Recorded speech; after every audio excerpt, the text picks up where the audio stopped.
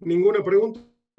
Bueno, Profesor, buenas noches. sí, Disculpe, en realidad era una duda porque como no pude ingresar al link en la clase anterior, que creo que fue la última el jueves, sí. era para ver así un mínimo repaso de los temas que dieron, podría ser. O sea, algún, no sé, es que no sé qué, creo que quedamos en recursos y no sé si se terminó de ver recursos tributarios. Eso es lo que vamos a ver en la clase de hoy. Ah, De gastos, profe, vimos. Gastos ah, públicos, bueno. crédito, empréstito. Bueno, gracias. Entonces, gastos públicos tengo que repasar entonces. Sí, eso nomás Sí. era. Y deben haber visto, como decía la compañera, el tema de ingresos públicos Ah, hasta antes del tema de los recursos tributarios. Exacto, bien, profe. bien, Bueno, bien. entonces, Gracias. Gracias. de nada, hoy día vamos a ver dentro de lo que es el programa de contador público, porque sé que hay alumnos de la licenciatura en Administración de Empresas también, pero dentro de lo que es el programa de contadores públicos, hoy vamos a ver la unidad 3, los puntos 3 y 4. Análisis de los recursos tributarios y su clasificación, teoría general del impuesto, clasificación de los impuestos según distintos criterios, concepto de sistema tributario, principios de la imposición y efectos económicos de los impuestos. Ustedes ya han visto dentro de las primeras clases lo que se trata con el nombre de actividad financiera del Estado.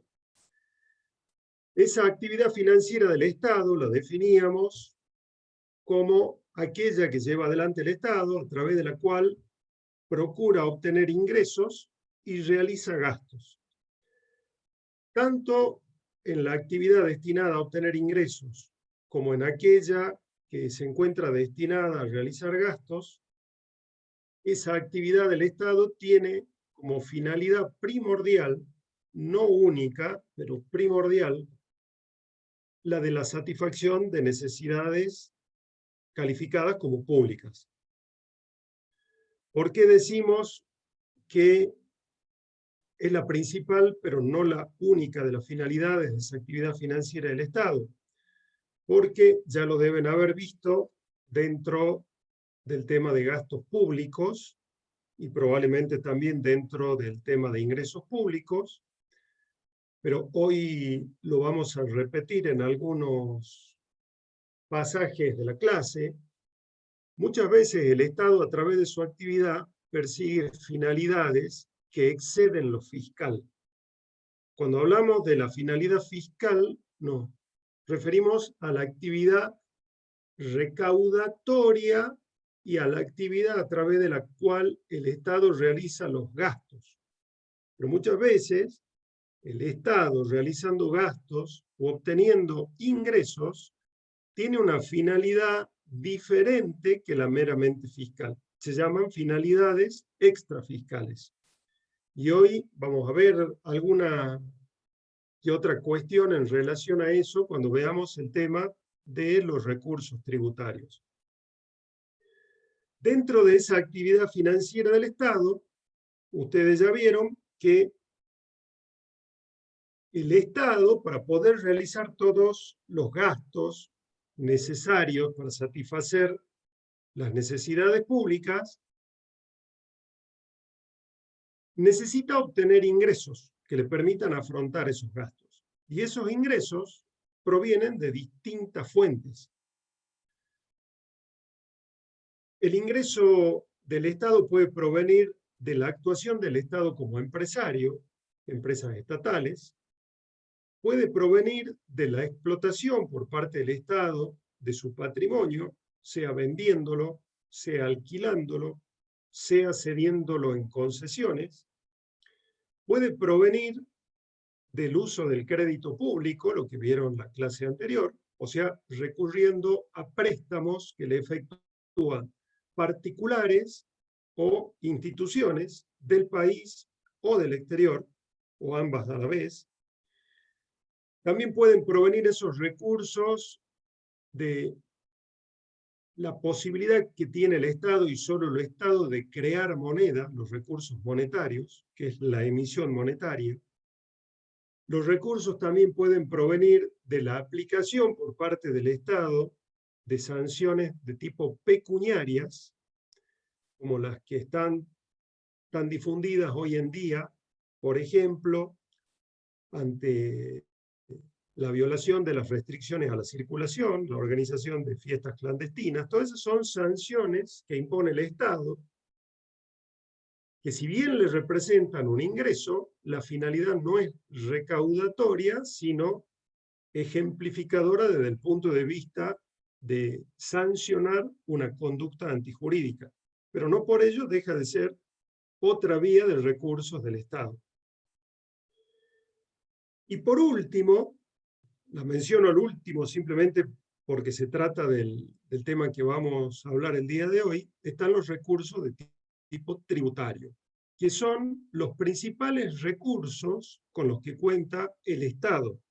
Y cuando me refiero al Estado, estamos hablando del Estado nacional, provincial o municipal.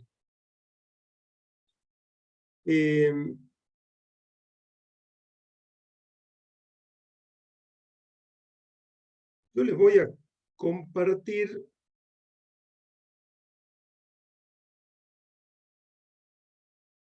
la pantalla. Un segundito.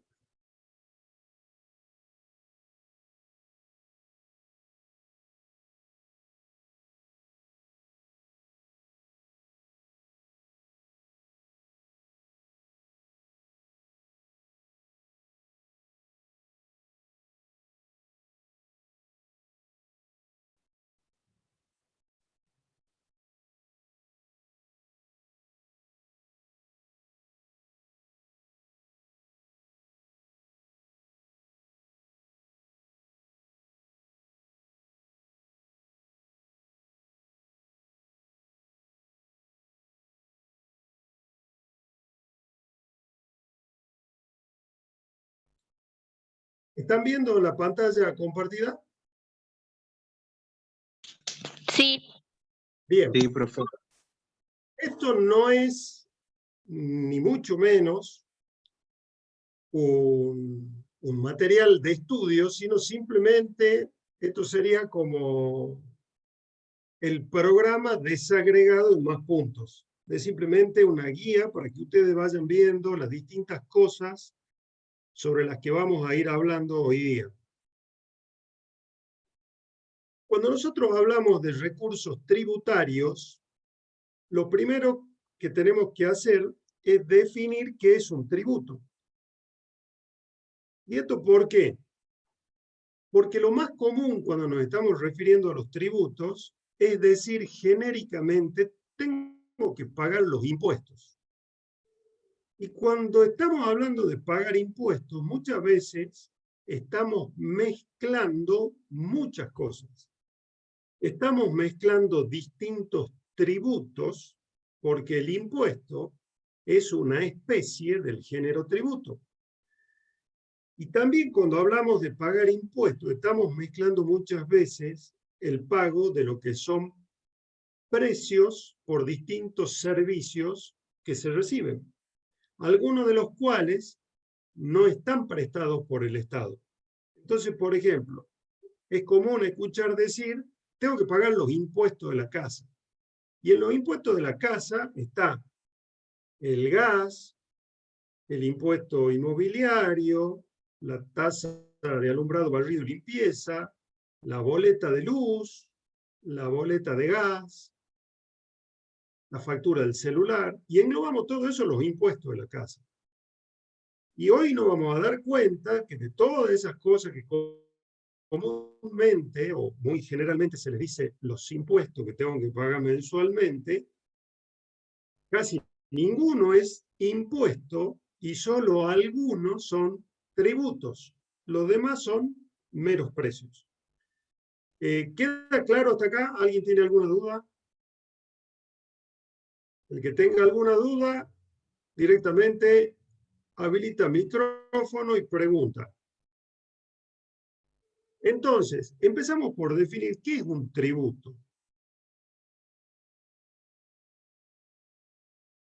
Definiciones textuales a los docentes no nos interesan. O sea, cualquier definición que ustedes tomen de cualquiera de las bibliografías va a ser válida en la medida de que ustedes mencionen todos los elementos esenciales de esa definición. Entonces, por ejemplo, yo le voy a dar una definición de tributo que no quiere decir que sea la mejor ni la única. ¿Qué son los tributos? Son prestaciones en especie que exige el Estado en ejercicio de su poder de imperio en virtud de una ley con la finalidad de atender a los gastos necesarios que debe realizar para la satisfacción de las necesidades públicas.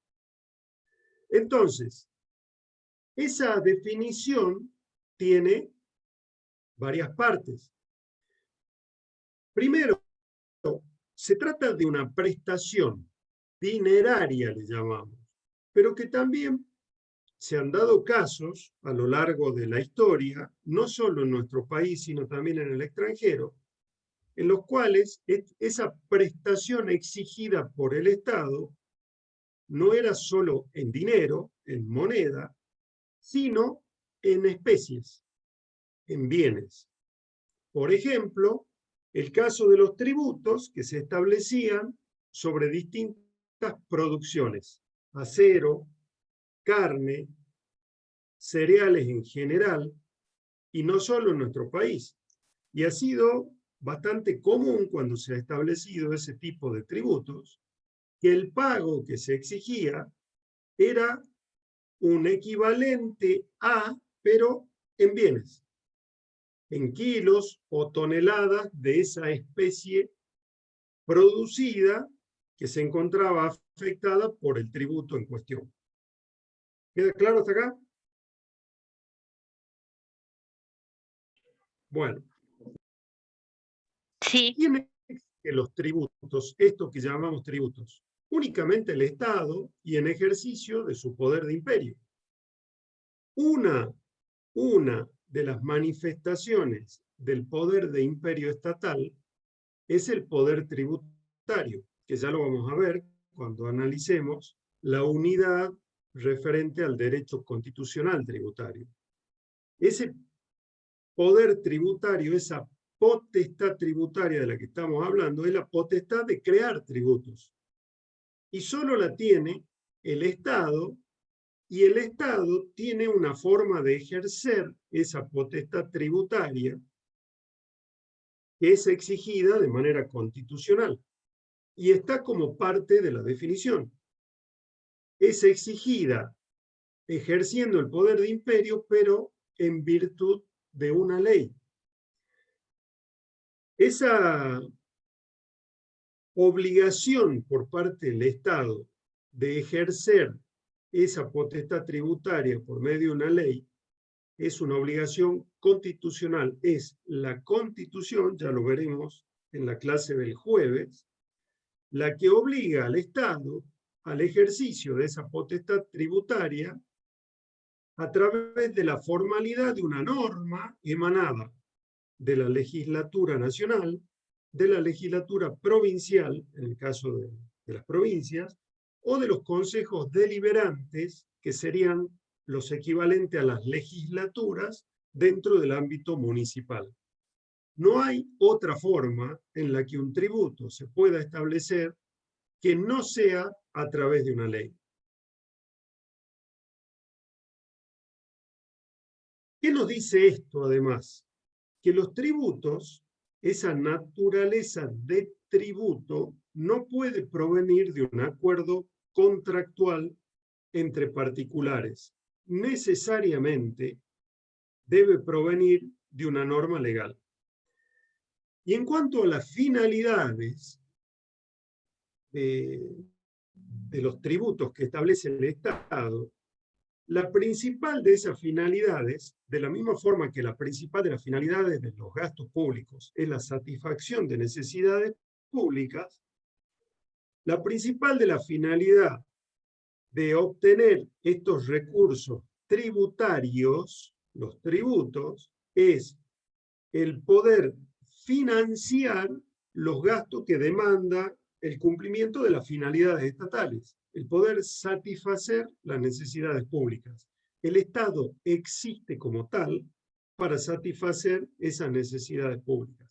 Para eso se han constituido los estados. Pero, tal como les adelantara, más allá de que esa sea la finalidad principal de obtener este recurso público llamado recurso tributario, a través de la obtención de estos recursos también pueden perseguirse finalidades extrafiscales. Y les pongo el siguiente ejemplo. ¿Hay algún fumador presente en clase? Sí. Muy bien, eso es valentía. ¿Tienen idea los fumadores de clase cuál es el porcentaje de impuesto que tiene incluido el paquete de cigarrillo? ¿Alguna idea más o menos?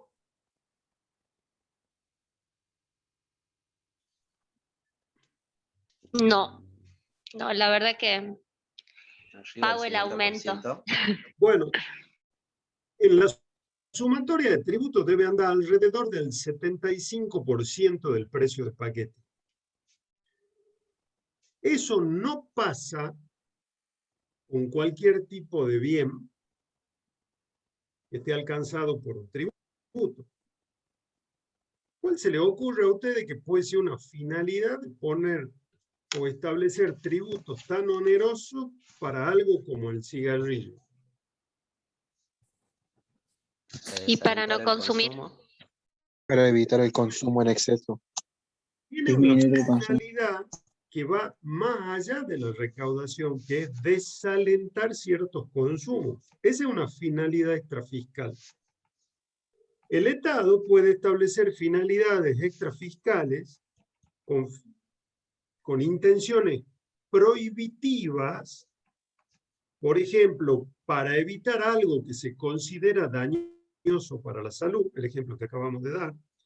Puede ser una finalidad prohibitiva, pero con el objeto de proteger una producción local. Por ejemplo, supongamos que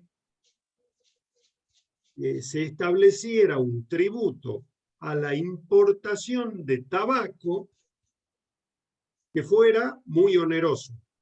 ¿Cuál sería la finalidad más allá de la recaudatoria de ese tributo? Proteger, por ejemplo, la producción tabacalera de las provincias del norte del país.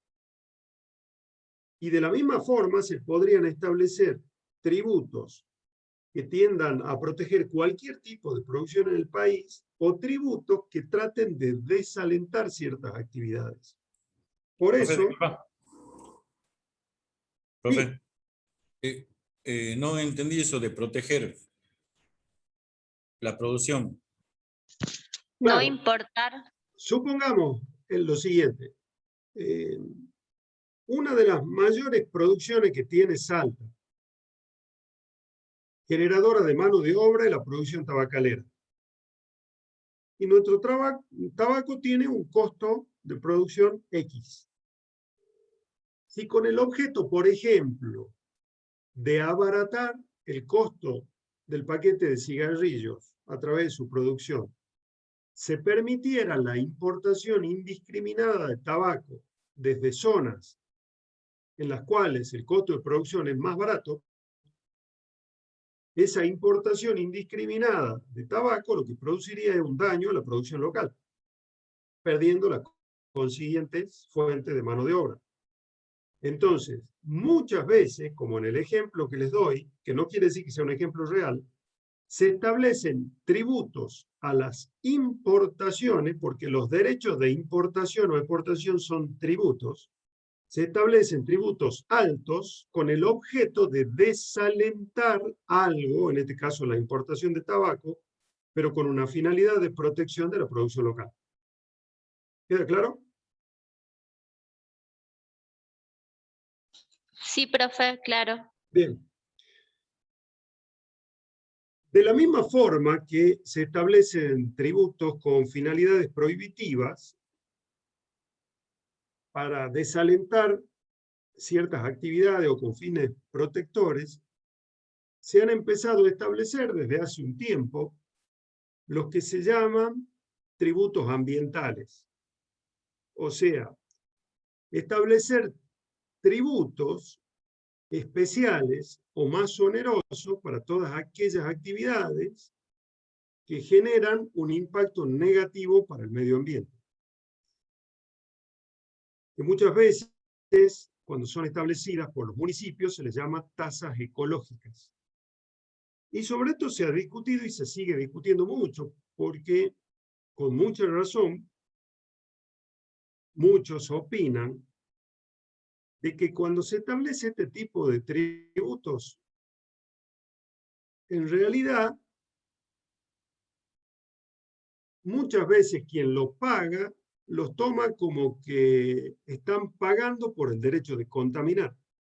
Dice, bueno, mi actividad me genera X ingresos, puedo pagar ese tributo. Lo pago y sigo con mi actividad contaminante. Entonces, no siempre establecer un tributo es una herramienta útil para desalentar actividades que puedan ser nocivas para el medio ambiente. Por eso, quienes critican este tipo de tributos dicen que si lo que se quiere es la mejora del medio ambiente o desalentar actividades que vayan en contra de la ecología, lo mejor es establecer incentivos y sanciones y no un tributo a esa actividad. Es sancionar a quien contamine y establecer incentivos para que se generen producciones de las que se llaman verdes, o sea, a través de procedimientos que sean amigables con el medio ambiente y con la preservación ecológica. ¿Queda claro, chicos? Sí, profe. Bien. La clasificación de los tributos. Como podemos ver en esta clasificación, cuando uno le llama impuestos, nos estamos refiriendo solamente a una de las muchas especies tributarias que hay. Tenemos impuestos, tenemos tasas, tenemos contribuciones especiales, que ya vamos a ver que además tiene su propia subdivisión, y además tenemos otra especie tributaria que está dada por los empréstitos forzosos. Dentro de los empréstitos que ustedes vieron en la clase anterior, dentro del tema de crédito público, los empréstitos forzosos tienen naturaleza tributaria. Todas estas especies tributarias, todas, tienen estas características generales de todos los tributos. Son prestaciones en dinero exigidas por el Estado en virtud de una ley y con la finalidad primordial de atender los gastos que genera el cumplimiento de los fines. Esas características son compartidas por todas estas especies tributarias. Pero la diferencia entre unas y otras está dada por otro tipo de características. Una primera diferenciación en relación a los tributos podría ser esta, la que los clasifica entre tributos vinculados y no vinculados.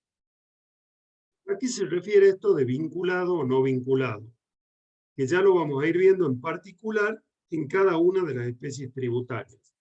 Cuando se habla de vinculado y no vinculado, a lo que se hace es referencia a que ese tributo en cuestión se esté exigiendo en virtud de un servicio que el Estado ha prestado y que se particulariza en el obligado a pagar, o bien que el tributo que se está exigiendo no se relacione absolutamente nada con un servicio que presta el Estado y que pueda individualizarse en quien está obligado a pagarlo.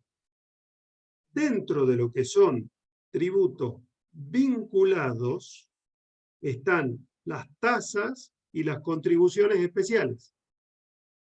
Y dentro de lo que son tributos no vinculados están los impuestos. Y dentro de estos impuestos vamos a ver la similitud que tienen con los empréstitos forzosos. Entonces, impuestos, tributo no vinculado, tasas y contribuciones, tributos vinculados. ¿Qué es un impuesto entonces? Es un tributo que se exige a aquellos que se encuentran en una situación prevista en una ley tributaria que los obliga a pagar un tributo. Esa situación que describe la ley tributaria, que si se da en la realidad, origina la obligación de pagar un impuesto, se llama hecho imponible. Todas las leyes impositivas, todas establecen un hecho imponible. Esto ya lo vamos a ver dentro de varias unidades, pero vale ahora adelantarnos un poco al concepto para que se entienda. ¿Qué es un hecho imponible? Es un hecho previsto en la ley tributaria que, si se da en la realidad, origina que aquel que ha realizado ese hecho, en el mismo momento de realizarlo, tenga la obligación de pagar un tributo. Y le pongo el siguiente ejemplo. La ley de IVA, del impuesto al valor agregado, establece como uno de sus hechos imponibles, porque en realidad el IVA tiene varios, la importación definitiva de cosa mueble. O sea, importar una cosa mueble es un hecho imponible para el IVA. Por ejemplo, si nos vamos de viaje, nos compramos el clásico teléfono celular cuando nos vamos de viaje y volvemos y no lo escondemos debajo del pantalón o en la media, que es lo que no hay que hacer, lo que estamos haciendo es introducir un bien de manera definitiva dentro del territorio de la nación. Eso es una importación de cosa mueble. Esa importación de cosa mueble es un hecho imponible del IVA. Entonces, cualquiera que importe un bien mueble realiza un hecho imponible para el IVA y por lo tanto estaría obligado a pagar el impuesto al valor agregado. ¿Y por qué no pagamos por todo lo que importamos? Porque hay un arancel que se establece en base a un piso de importación que establecen las normas arancelarias aduaneras. O sea, si yo traigo la valija llena de cosas de uso personal, ropa, y es probable que nunca me cobren nada. Ahora, si traigo 3 valijas, y las 3 valijas, por ejemplo, vienen llenas exclusivamente de remeras, y eso ya es un indicio importante de que la importación no es para uso personal, y además por la cantidad de mercadería, es una seguridad casi total de que el destino de esa importación de bienes es comercial. Sea cual fuera el motivo, si no estoy dentro del cupo que se permite importar, por el excedente estoy obligado a pagar los tributos a la importación, entre los cuales está el IVA. ¿Y por qué el IVA? Porque realicé un hecho imponible, que es la importación de cosa mueble. En el impuesto a las ganancias, ¿cuál es el hecho imponible? La obtención de ganancias. Ganancias definidas por la propia ley de impuesto a las ganancias. Entonces, si soy uno de los sujetos que indica la ley y si obtuve ganancias, he realizado el hecho imponible previsto en la ley de ganancias y por lo tanto estoy obligado a pagarla. En el impuesto a las actividades económicas de la provincia de Salta, ¿cuál es el hecho imponible? La realización de cualquier actividad de forma habitual y a título oneroso dentro de la jurisdicción de la provincia de Salta. Entonces, cualquier actividad que se realice de manera habitual y a título oneroso dentro de la provincia constituye hecho imponible para el impuesto a las actividades económicas y por lo tanto hay una obligación de pagarlo. De ahí a que hayan algunos que lo paguen o no lo paguen es otra cuestión. Pero ¿queda claro lo que es un hecho imponible? Sí, profe. Sí, profe. Bien. Sí, profe. Entonces, el impuesto es un tributo que se exige por el solo hecho de haber llevado a cabo, realizado o perfeccionado ese hecho imponible previsto en una ley. Pero ese hecho imponible no se vincula absolutamente en nada con una actividad que el Estado haya realizado y que se individualice en quien está obligado a pagarlo. ¿Sí? En las tasas también son un tributo, también participa de estos condicionamientos o requisitos comunes a todos los tributos, pero se trata de un tributo vinculado. ¿Por qué?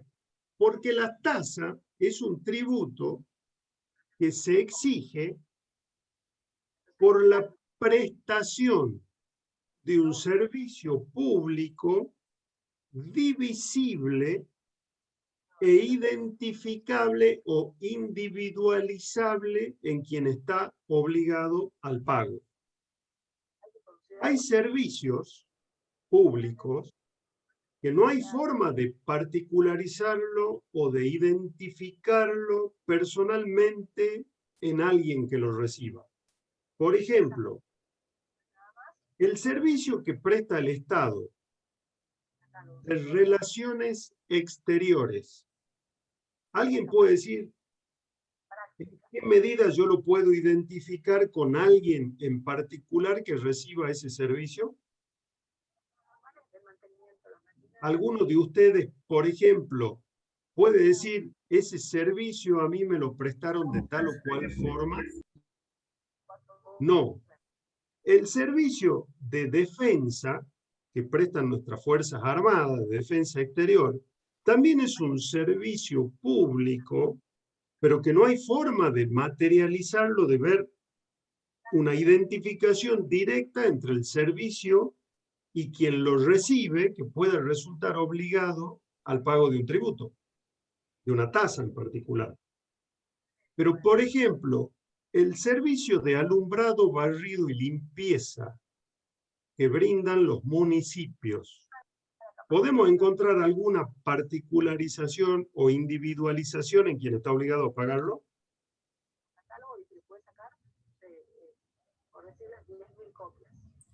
Sí, sí, profe.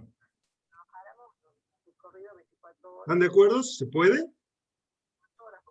Sí, profe.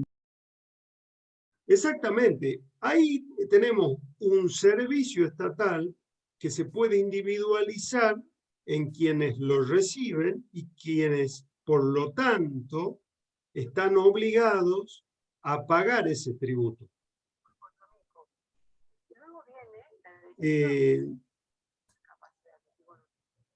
Tengo como límite para decidir las 8.000 copias. Y de ahí digo, bueno, es cierto que en estas circunstancias de pandemia y demás, yo por ahí puedo sacar menos copias que antes porque se manejan mucho por... Estoy tratando de ubicar el... De esa capacidad, ¿cuánto estimo que voy a poder utilizar? Acá estamos. Entonces surge lo que es el nivel de la actividad prevista, lo que se espera. Es lo que se espera utilizar de esa capacidad. Es un concepto de costo y luego viene lo real. Con realidad, yo estimo nada a usar 6.000, sacar 6.000 copias. Fíjense esas expresiones que les puse ahí en el chat. Concreta, efectiva e individualizada.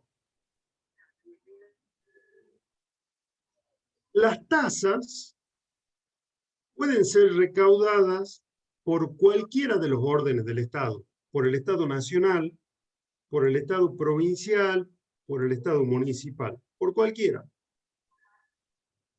Pero es tanta la importancia que tiene para los municipios que naturalmente relacionamos que la tasa es un tributo que únicamente establece y cobra un municipio. Y no es así. Lo que pasa es que es el principal de los recursos de los municipios. No el único, pero sí el principal. En cambio, para la nación y las provincias, las tasas son un recurso tributario más y está lejos, lejísimo de ser el principal recurso tributario. Por eso pensamos como que existen las tasas únicamente para los municipios. Pero no nos olvidemos de esto que nosotros dijimos hace rato. La tasa es un tributo vinculado. ¿Con qué? Con un servicio que el Estado presta y que se particulariza en el obligado al pago. Como consecuencia de esto, muchas veces, ¿qué pasó?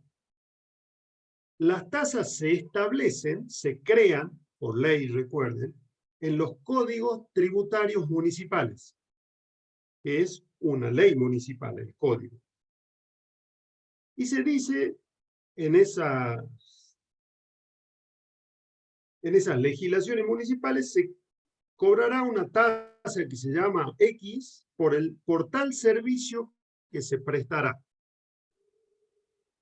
Y muchas veces el servicio que está fijado en el código municipal en la realidad no se presta.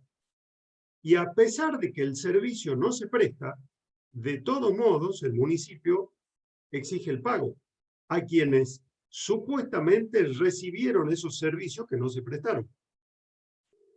Y todos estos casos, como muchos casos tributarios, de tanta discusión en tantas instancias, llegaron a la instancia de la Corte Suprema de Justicia de la Nación. Y en absolutamente todos los casos que llegaron a la Corte Suprema de Justicia de la Nación, más allá de las particularidades de cada caso, casos en los cuales, por un lado, estaban los contribuyentes a quienes se les exigía pagar una tasa por un servicio no recibido, y por el otro lado, los municipios que pretendían cobrarlo, diciendo que los servicios sí se prestaron. En todos esos casos, la Corte siempre repite esos mismos términos que yo les escribí, solo que más amplio. Dice, al cobro de una tasa siempre debe corresponder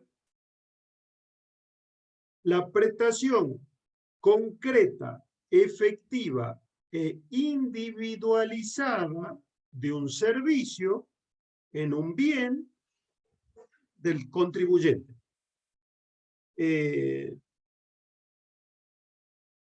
¿Y a qué se refieren? ¿Qué es lo que quieren decir exactamente? Son términos que se usan porque sí nomás y no. Fíjense el primer término, concreta. La Corte dice, las tasas son un género, una especie tributaria que se exige por la prestación de un servicio. Como la prestación del servicio es esencial a la tasa, es una característica propia de la tasa, el servicio que se presta debe estar concretamente individualizado. ¿Dónde? En la ley de creación. ¿Por qué? Porque muchas veces los códigos municipales que crean las tasas adoptan en la definición de lo que hemos llamado hecho imponible, definiciones que son bastante abstractas. Entonces, por ejemplo, imaginen ustedes que se crea un una tasa cuyo hecho imponible esté descrito de esta forma. Estarán obligados a pagar esta tasa los alumnos que cursen Derecho Tributario de 20 a 22 por todos los servicios que siempre les brinda el municipio. Imagínense que eso dice el hecho imponible. Entonces, la pregunta ahí sería, todos los servicios, ¿cuáles servicios? Concretamente, ¿cuál es el servicio que se me va a brindar y que si se me brinda, yo voy a estar obligado a retribuirlo a través del pago de una tasa? Esa definición del servicio tiene que ser concreta, no puede ser abstracta, no puede prestarse a muchas interpretaciones, tiene que estar específicamente definida en la ley. ¿Queda claro hasta acá? Sí, profe. Bien. Segunda exigencia, debe responder a la concreta efectiva. ¿Qué quiere decir esto de efectiva? Que la prestación del servicio no puede ser meramente potencial. Debe efectivamente prestarse ese servicio. ¿Y por qué esto? Porque durante mucho tiempo se ha discutido y muchos han sostenido que bastaba que la prestación del servicio establecido en el Código Municipal fuera meramente potencial. Y la Corte tajantemente en todos los fallos dijo, no, para que se exija el pago de una tasa, el servicio debe ser efectivamente prestado. Lo de efectivo va como opuesto a potencial. Entonces, la prestación del servicio debe ser concretamente definida en el Código Tributario Municipal y efectivamente prestada por parte del Estado. Siempre se dan más o menos los mismos ejemplos, pero supongamos lo siguiente. Supongamos que el servicio que va a prestar el Estado, municipal o cualquiera,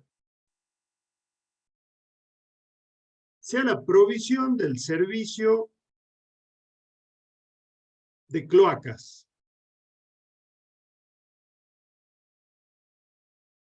Y supongamos un loteo que se ha ido llenando de gente,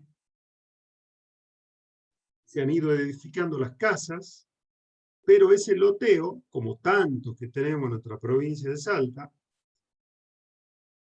ha ido creciendo sobre una base de ausencia total de servicios públicos. Entonces, por ejemplo, no tienen un servicio de agua corriente, alguno puede ser que se haya hecho un pozo de agua, no tienen un servicio cloacal, utilizan pozos ciegos, no tienen el servicio de gas, compran garrafa. Y supongamos que después de un cierto tiempo el Estado comienza a realizar obras públicas y la obra pública en particular consiste en llevar agua corriente y el servicio de desagüe cloacal a todas esas viviendas. Y una vez que termina la red, el Estado deja, por ejemplo, las bocas de conexión en la puerta de los domicilios. Viene el Estado y le golpea la puerta y dice, ¿qué tal? Buen día. Me está debiendo la tasa por la prestación del servicio de agua corriente y cloacal por los meses de enero, febrero y marzo, porque ya estamos en abril del 2021. Y nosotros le venimos prestando el servicio desde el 1 de enero. Y el dueño de casa sale de detrás de la reja, nomás lo recibe al recaudador y le dice, ¿qué servicio si yo tengo pozo ciego? Yo no uso el agua que me dejo en la vereda y tampoco uso la red cloacal. Yo sigo usando mi pozo ciego, no te voy a pagar nunca, porque yo voy a seguir usando mi pozo ciego. Entonces, muchos, en base a esa situación, los que sostenían que la prestación del servicio podía ser meramente potencial, decían, y bueno, ahí hay una prestación potencial, porque no se ha llegado a prestar el servicio, pero a pesar de eso, la persona que tiene su casa por donde pasa el servicio está obligada a pagarlo. Y la otra parte mayoritaria de la doctrina dijo, no, ahí no hay prestación potencial. La prestación ahí es efectiva. El servicio se está prestando. Que aquel a quien está destinado el servicio no tenga interés en recibirlo, no transforma esa prestación de servicio en potencial. La prestación del servicio es efectiva, solo que él no la quiere usar. Entonces, habiendo prestación efectiva, ese dueño del inmueble está obligado a pagar la tasa. Quiera usarlo y lo use o desista de usarlo. ¿Queda claro?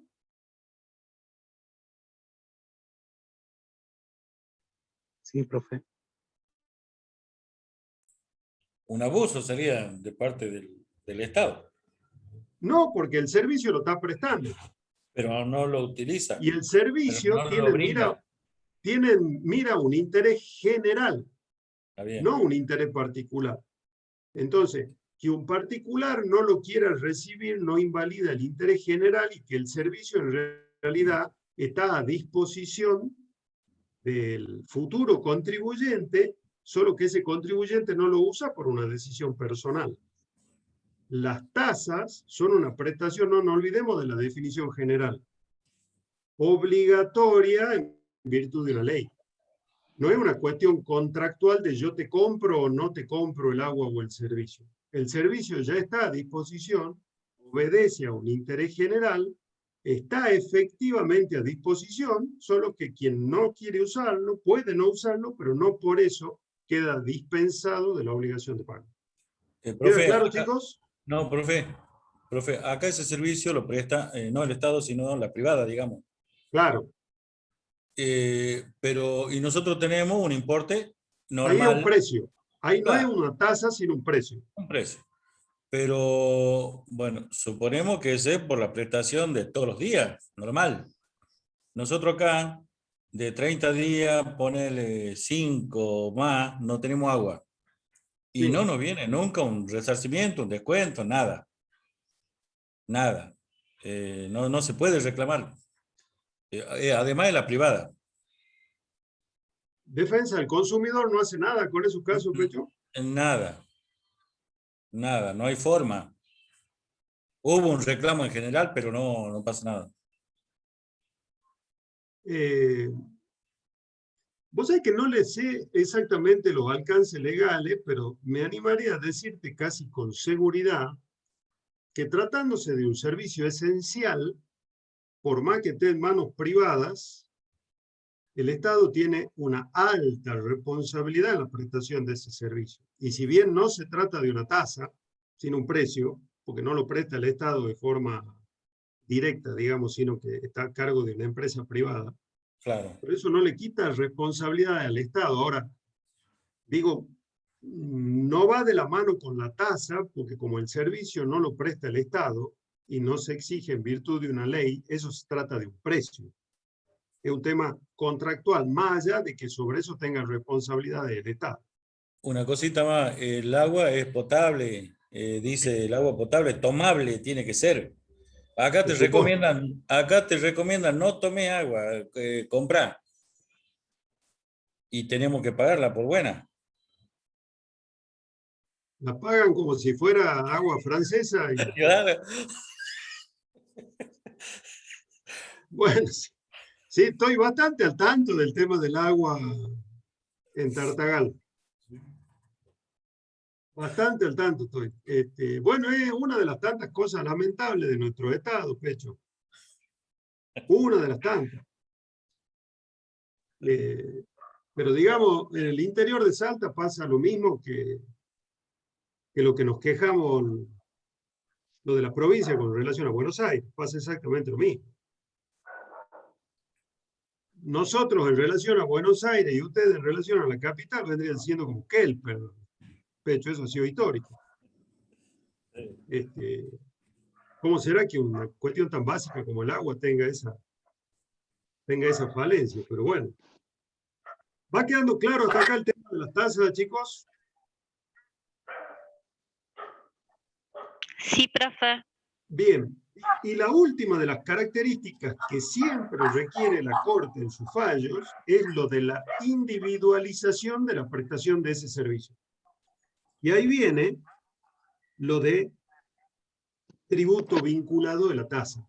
Ese servicio que el Estado presta de manera efectiva y que debe ser definido de forma concreta por la legislación respecto de qué tipo, cuál es el servicio, además debe poder individualizarse en el obligado al pago.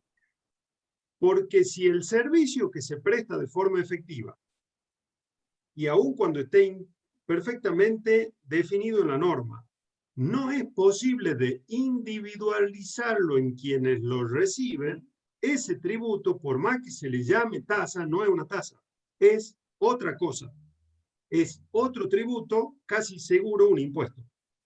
¿Por qué? Porque si no tengo forma de vincularlo con una actividad que se pueda particularizar en alguien, por más que se lo llame tasa, ese tributo no es una tasa. Entonces, por ejemplo, si nos cobraran una tasa por el servicio de defensa exterior de la nación, y así cuando la ley lo llamara tasa, la calificación jurídica de ese tributo no sería de una tasa. ¿Por qué? Por no cumplir con las características que acabamos de mencionar. ¿Queda claro? ¿Estamos? Sí, profe. Bien. Cuestiones de examen. Cuando les pregunten cuáles son recursos públicos, son los primeros que hemos mencionado que han visto en las clases anteriores. Los que provienen de la actuación empresaria del Estado, los que provienen de préstamos, los que provienen de la creación de moneda, etc. Dentro de esos recursos están los tributarios. Entonces, cuando le pidan clasificación de recursos tributarios, son estas. No lo que clasifican los recursos públicos, ¿sí? Una equivocación que, aunque parezca obvia, lo que les estoy diciendo es bastante común, bastante, en los exámenes.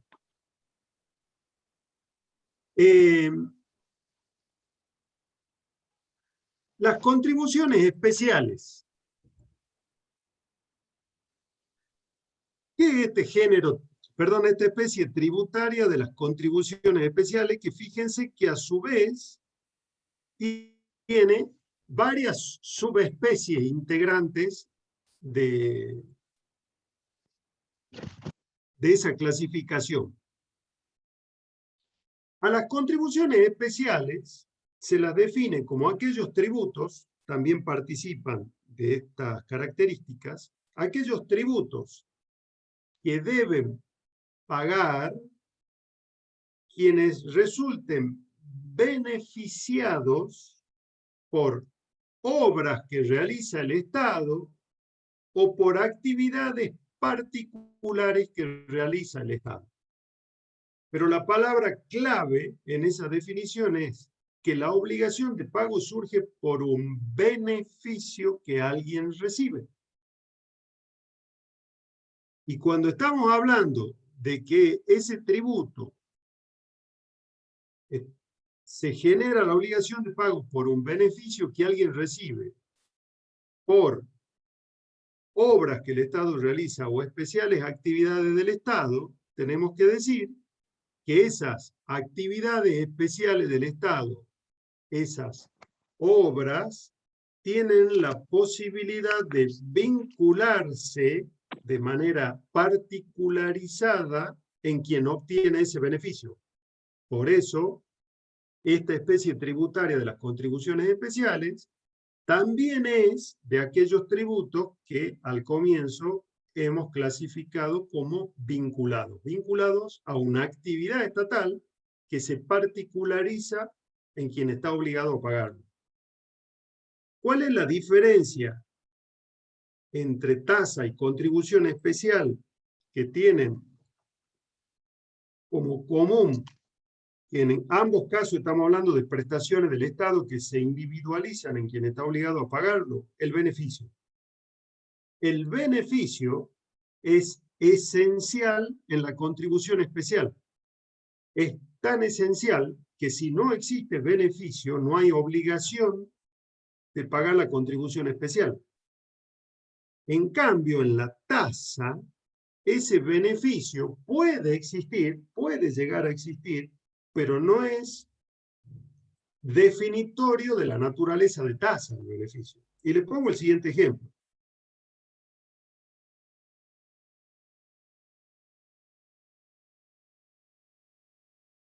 ¿Alguien alguna vez tuvo la mala experiencia de tener que denunciar a alguien o formar parte de un juicio, iniciar una demanda o algo parecido?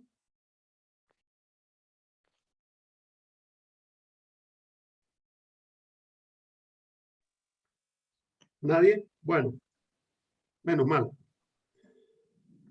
Cuando alguien requiere que la justicia les reconozca un derecho, salvo algunas circunstancias especiales en las cuales actúa el Estado de oficio, ese pedido de actuación estatal de la justicia tiene un costo. Es un costo de justicia. Y entre esos costos, solicitar el amparo de la justicia ante una determinada situación, parte de lo que se cobra son las que se llaman tasas de justicia. Se cobra una tasa y uno diría, ¿y por qué una tasa? Porque estoy recibiendo un servicio por parte del Estado que sí se particulariza en mí. ¿Cuál es? El servicio de justicia. Ahora, si ese derecho que yo estoy pidiendo que se me reconozca, la justicia me dice que no existe, o sea, la justicia me dice no, ¿yo obtuve algún beneficio del pago de esa tasa? Ninguno. No tuve beneficio. Entonces, no siempre el beneficio está presente en las tasas. Siempre el beneficio debe estar presente en las contribuciones especiales, porque si ahí no está, no tengo obligación de pagar ese tributo. ¿Queda claro hasta acá?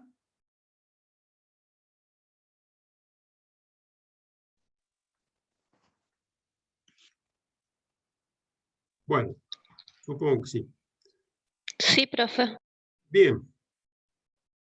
¿Cuáles son esas especiales actividades del Estado u obras? Están todas clasificadas o subclasificadas dentro de esta especie de las contribuciones especiales. ¿Qué es la contribución de mejora? Es aquella contribución especial, aquel tributo que se exige a quienes resultan beneficiados por la realización de una obra pública. Entonces, por ejemplo, volvamos al ejemplo que yo les dije de ese loteo que se constituyó y que no tenía absolutamente ningún tipo de servicio. Si el Estado, a través de obras públicas, posteriormente, crea una zona de espacios verdes, una zona para una escuela, pone a disposición las redes cloacales, un servicio de agua corriente, de iluminación pública, de adoquinado de calles. Todo ese tipo de obras ¿qué efectos generan en todos los terrenos circundantes a esa zona?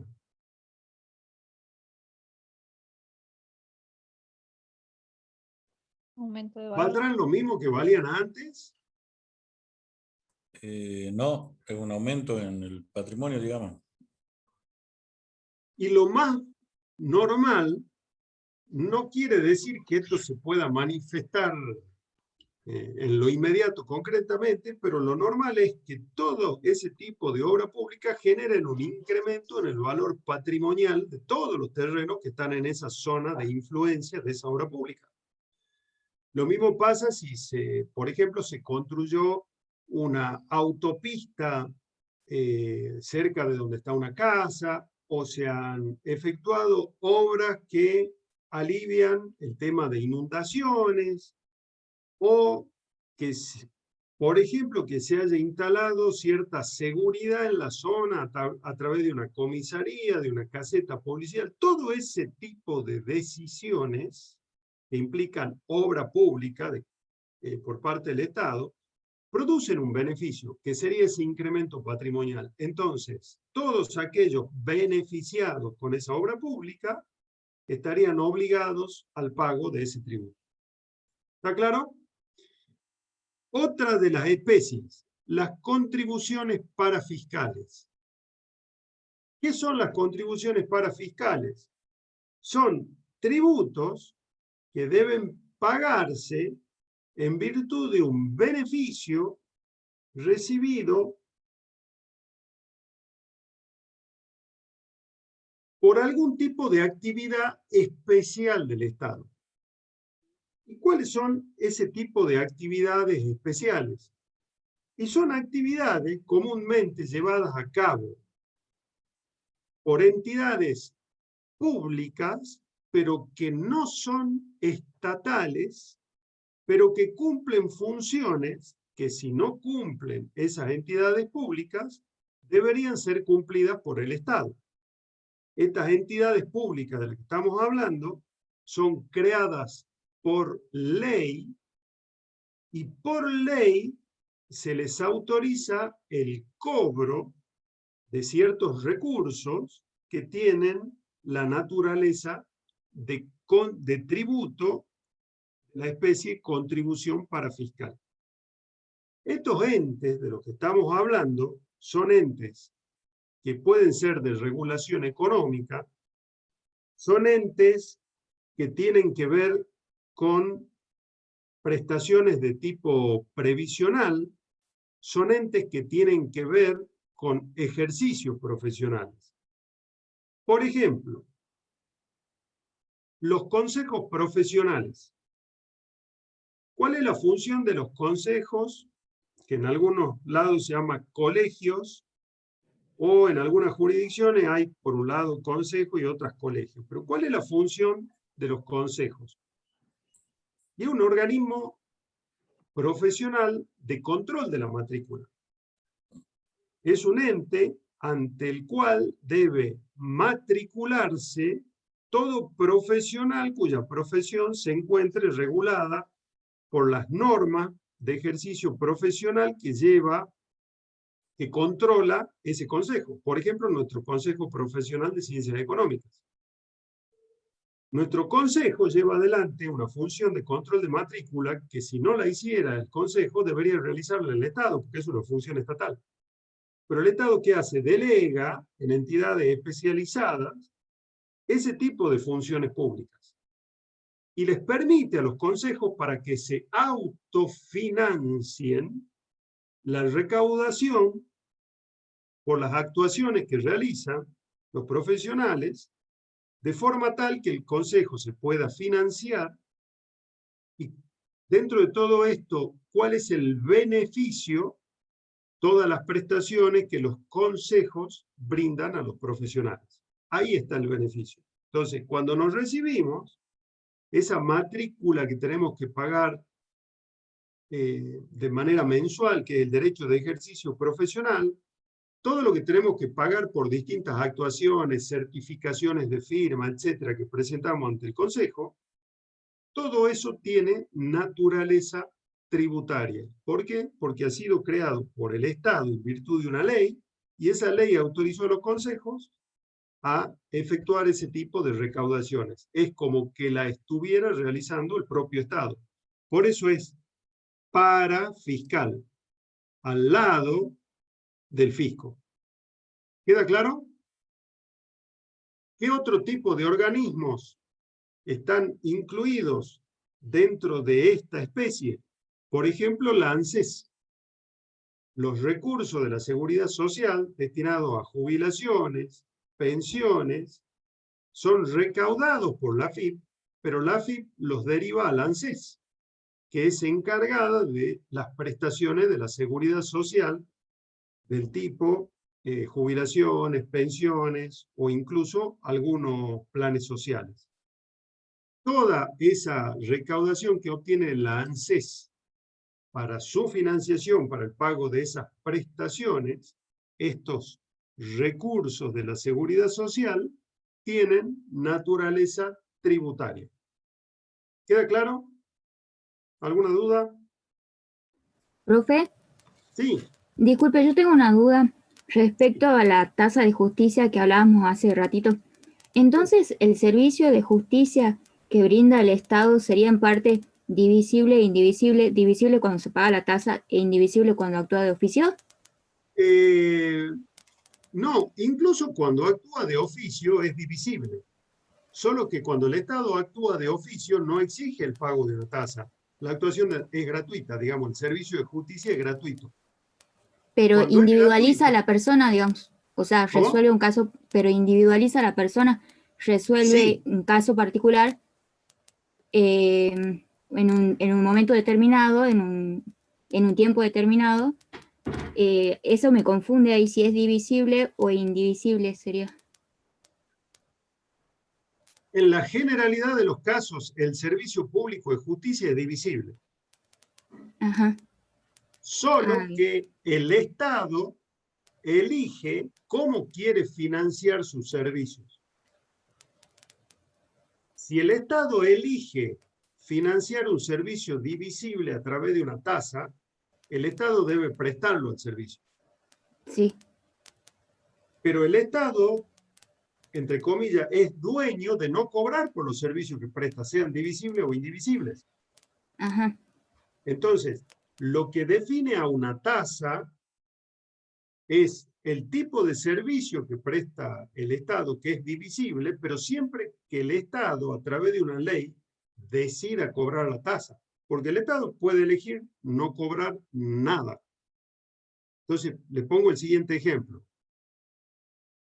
Con los desgraciadamente cada vez más comunes casos de violencia de género, no se le puede exigir a quien va a reclamar por un tema tan delicado como la violencia de género, que encima de que el Estado tiene desprotegida a esa persona, encima tenga que pagar para que el Estado haga justicia. Entonces, normalmente, ante esos casos, sean o no denunciados, el Estado luego actúa de oficio. Y a quien resulta reclamante de la protección del Estado no se le cobra absolutamente nada, a pesar de que está recibiendo un servicio indudablemente divisible y totalmente divisible e individualizado, quizá de lo más individualizado de los últimos tiempos. ¿Se entiende? Sí, profe, no podía activar el micrófono. Sí, profe, gracias, ahora me quedó más claro. Gracias. Bueno, el tema del peaje. Mucho tiempo se ha discutido si el peaje era o no un tributo.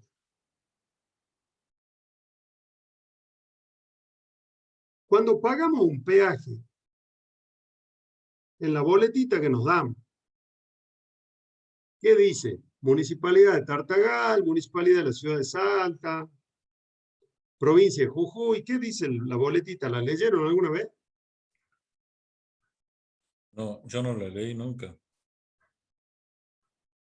Los peajes son cobrados por empresas privadas.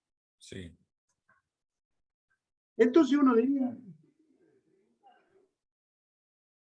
está obligando a pagar una empresa. Y por ese motivo, no solo por ese motivo, pero por el hecho de estar involucrada una empresa por medio, siempre se ha dicho de que tenía más de empresario y contractual a través de un precio que de tributario el peaje. Esto ya lo ha definido la Corte, ya lo vamos a ver enseguida, pero analicemos lo siguiente. Uno de los servicios que el Estado tiene que garantizar, porque es constitucional, es la libertad de tránsito. Y dentro de esa libertad de tránsito, para asegurarla, deben existir rutas que permitan el libre tránsito y en condiciones de relativa seguridad, tanto de las personas como de las mercaderías. Entonces, el Estado, o nacional o provincial, obligatoriamente debe permitir esas comunicaciones a través de la construcción y luego mantenimiento de rutas. De puentes, de autopistas, de túneles, de todo tipo de obra que permita la comunicación. Muchas veces, por distintos motivos, esas obras implican una inversión tan grande que el Estado no tiene, o muchas veces no le interesa, asumir de manera exclusiva los recursos que implicaría la construcción de esas obras. Entonces, ¿qué es lo que hace? Contrata con empresas constructoras, sea la realización, sea el mantenimiento, o sea las dos cosas, con una empresa constructora, pagándole lo que se le debe por la construcción y mantenimiento de esa obra a través de concesiones viales. Se le cede en concesión a la empresa constructora la explotación de lo que sería, entre otras cosas, el tránsito por esa ruta durante un determinado número de años.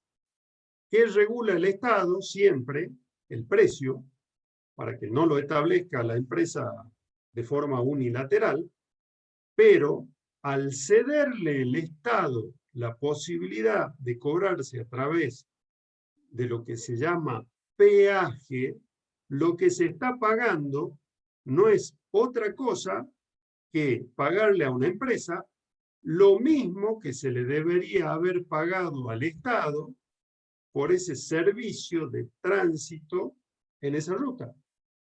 Entonces, no deja de ser un tributo, porque por más que lo cobre una empresa, esa posibilidad se la ha dado el Estado, y esa creación del Estado viene como consecuencia de la prestación de un servicio, solo que es un servicio que tiene sus propias particularidades. ¿Y cuál es el beneficio que recibe aquel que está obligado a pagar el peaje? Al menos se supone, el transitar por una ruta que está en mejores condiciones, que no tiene animales que se crucen, que me genera un ahorro en el mantenimiento del auto, menos consumo de nafta, menos desgaste de cubiertas, etcétera, etcétera. Esos son los beneficios que recibe quien está obligado al pago de este tributo, que es una contribución especial por una obra realizada por el Estado que se financia a través del pago de ese tipo de tributo. ¿Queda claro? Sí, profesor. Bueno,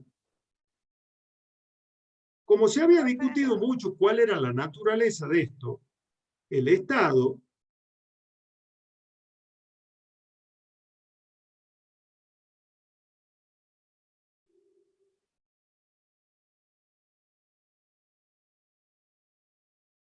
tengan paciencia que ya le invoco al chat. Ahí estamos. Ustedes lo tienen dentro del material de clases. A ese fallo de la Corte Arenera el Libertador. En ese fallo la Corte ha resuelto muchas cosas que se habían discutido durante mucho tiempo. Por ejemplo, algunos decían, la Constitución garantiza la libertad de circulación territorial. Que a mí me pongan un peaje y me estén obligando a pagar por circular es, en cierta forma, impedirme o ponerme traba a la libre circulación territorial que garantiza la Constitución en los artículos 9 y siguientes. Y la Corte dijo, no. Nadie está impidiendo la circulación. Esa libertad de circulación se vería vulnerada siempre que se den ciertas circunstancias. Por ejemplo, que no exista una vía alternativa para poder transitar y que además el precio, el monto que se establezca por el peaje sea realmente un impedimento a esa libertad de circulación. En la medida de que el importe del peaje sea razonable, el cobro del peaje de ninguna manera significa una traba a la libertad de circulación territorial. Uno de los temas que definió la Corte. Otro de los temas que se discutió, que le decía, ¿es un tributo o es un precio? Y la Corte dijo, el peaje es una de las contribuciones, pero no se refiere a contribuciones para fiscales, sino es una de las contribuciones que menciona el artículo 4 de la Constitución Nacional. Ya lo vamos a ver en la parte de constitucional el jueves, pero cuando el artículo 4 de la Constitución Nacional, que dice cómo se financia el Tesoro Estatal, dice cuáles son los elementos que integran el Tesoro Estatal, menciona las contribuciones, dice las demás contribuciones que equitativa y proporcionalmente a la población establezca el Congreso. Y cuando la Constitución habla de contribuciones, se está refiriendo a los tributos en general. Entonces, la Corte dijo, el peaje es una de las contribuciones a las que se refiere el artículo 4. Al decir eso, está diciendo, es un recurso tributario. Y por las características especiales que tiene, nosotros lo definimos como una contribución especial. Profe, ¿cómo se llamaba el fallo? Disculpe. Ahí está anotado en el chat. Arenera, el Libertador. Gracias. Fíjense si, o sea, capaz que hice una... Lo anoté, pero no sé si lo envié. ¿Está? No me fijé ahora. Sí, sí se ve. Bien. Sí, está, profe. Ahí lo tienen en el material de clase. Otra de las cuestiones que definió la Corte en ese fallo. Algunas de las discusiones decían, es indispensable para que el peaje sea constitucional que exista una vía de comunicación vial alternativa que sea gratuita y que esté en buenas condiciones. Y la Corte en el fallo, en ese fallo del que estamos hablando, Arenera Libertador, dijo, la Constitución Nacional, cuando habla del derecho de circulación, en ningún momento habla del peaje. En ningún momento dice que el establecimiento del peaje sea una valla, sea un impedimento al ejercicio de ese derecho de libre circulación. Por lo tanto, el establecer un peaje de por sí no vulnera ese derecho, salvo, lo mismo que dijo con relación al valor que se ponga, salvo que el valor que se establezca para el peaje, sumado a que no existe una vía alternativa y gratuita de comunicación, transformen esa situación en una vulneración de la libertad de circulación territorial. Entonces, todas esas cosas ha definido la Corte. Los recursos de la seguridad social, algo hemos mencionado cuando hemos hablado de estas contribuciones parafiscales. Durante mucho tiempo se dijo que no tenían naturaleza tributaria, lo había dicho la misma Corte. Sin embargo, la Corte, en el año 2008, ya vamos de vuelta,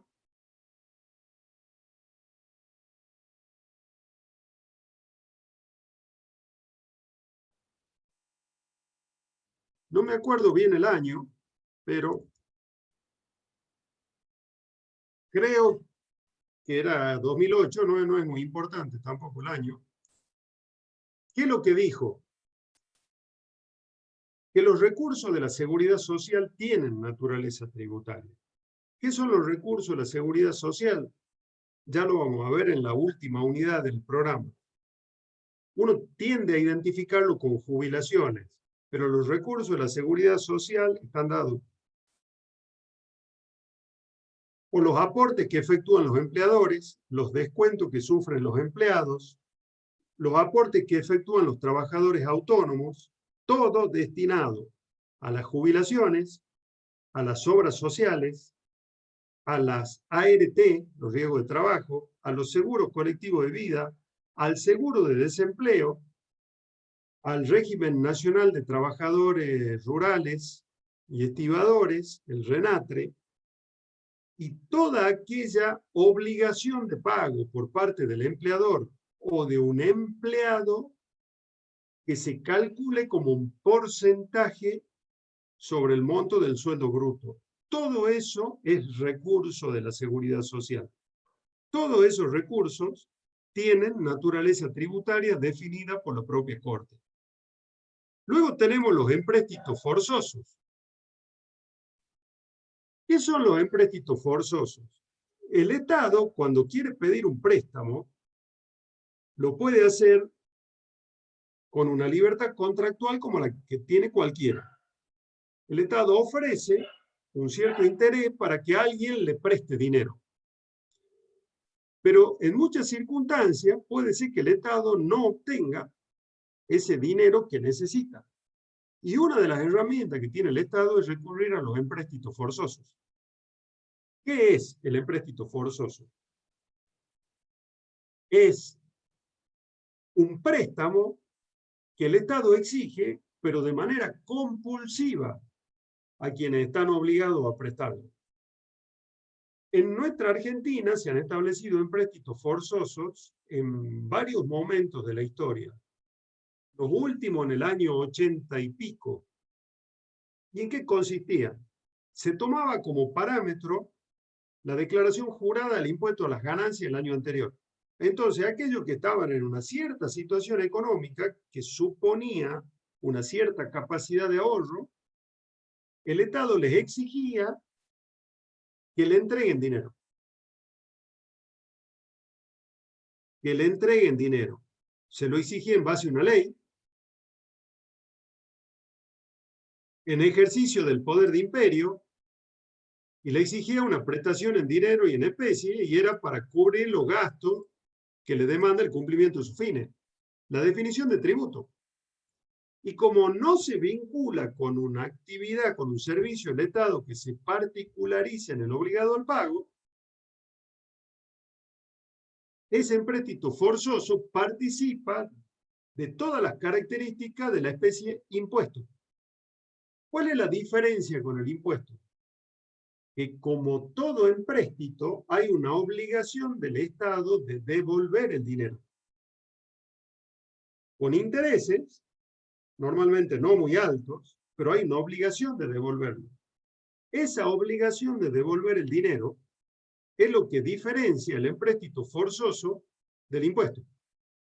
Pero participan, igual que el impuesto, de las características que hemos definido para todo tributo, y en que además esa exigencia compulsiva de un pago, en virtud de una ley, no se encuentra vinculada con ningún tipo de servicio que el Estado particularice respecto del obligado al pago.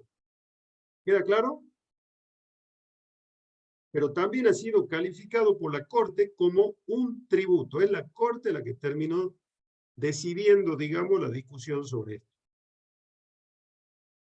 Bueno, en cuanto al impuesto, ya hemos visto que el impuesto es exigido de forma coactiva, o sea que su naturaleza jurídica no tiene absolutamente nada que ver con el contrato. No es contractual, es una prestación coactivamente exigida a través de una ley. Esos impuestos admiten distintas clasificaciones. Los hay reales u objetivos, y personales o subjetivos, directos o indirectos, ordinarios y extraordinarios, fijos, graduales, proporcionales, progresivos, regresivos.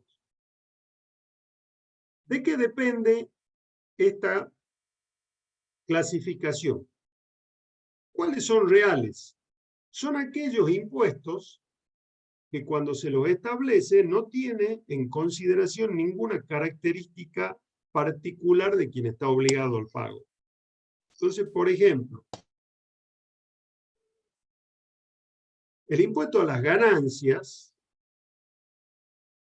que se cobra, esto ya lo van a ver el año que viene, a las sociedades llamadas de capital, sociedades anónimas, en comandita por acciones, de responsabilidad limitada.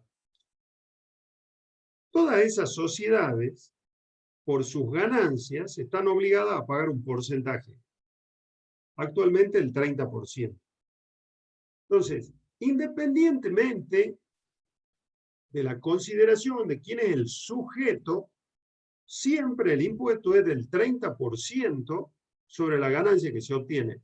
Y no se tiene en cuenta ninguna consideración especial, ni sobre la sociedad, ni sobre las características especiales de la sociedad, ni sobre los socios que integran la sociedad.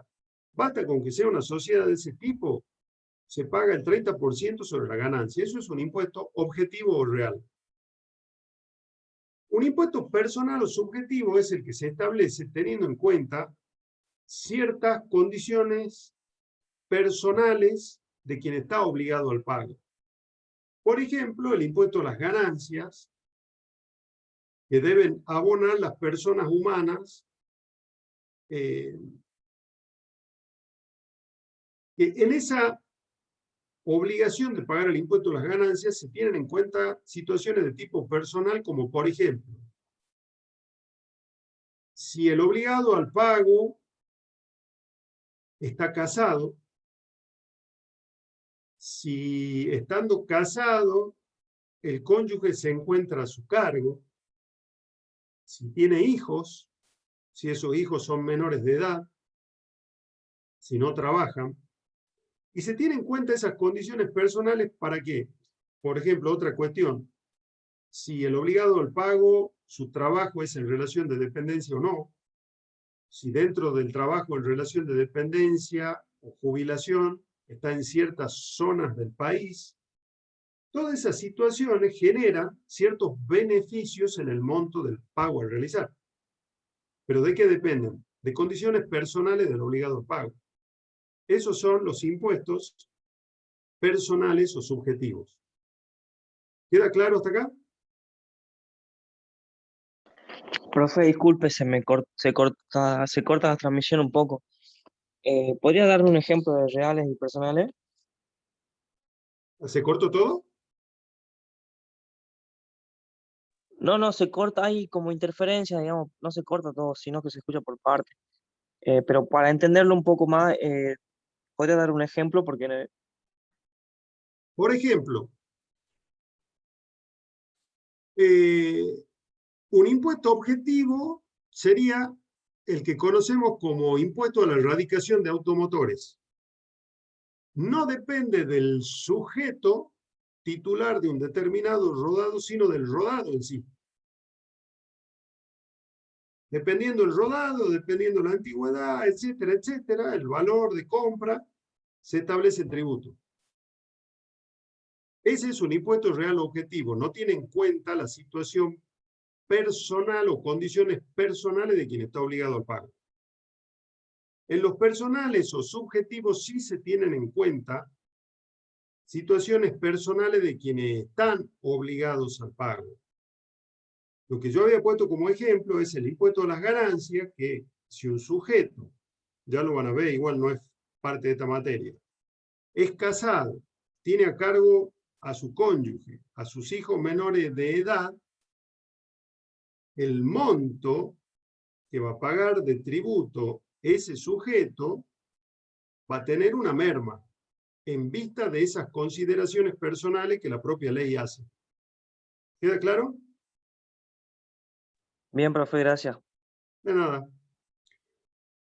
La clasificación de ordinarios o extraordinarios está dada por el hecho de que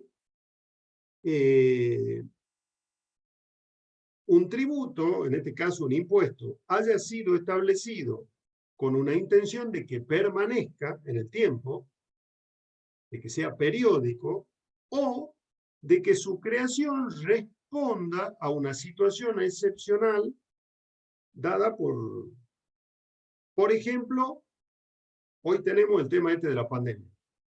Si se establece un impuesto que va a regir exclusivamente para financiar necesidades del Estado que surgen como consecuencia de la pandemia y se le establece un plazo de 1 año o de 2 años, pero en definitiva un plazo acotado de tiempo, ese es un impuesto extraordinario. Este impuesto que se discute si es impuesto o no, que se habla del impuesto a las riquezas, está fijado por ley que rige exclusivamente por única vez.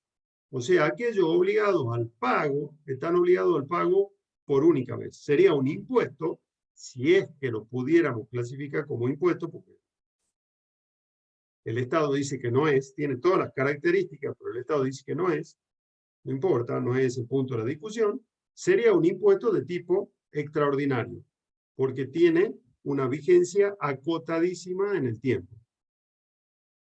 En cuanto a los impuestos fijos, graduales, proporcionales, progresivos y regresivos... Profe. Sí. Profe, me parece que falta impuesto directo e indirecto. Lo estoy dejando para el último. Bueno, bien. ¿Cuándo un impuesto es fijo? Cuando se paga una cantidad que no varía independientemente de cuál sea la base sobre la cual se determina el impuesto. Entonces, por ejemplo, supongamos que un municipio, es solo un ejemplo, no quiere decir que esto sea real.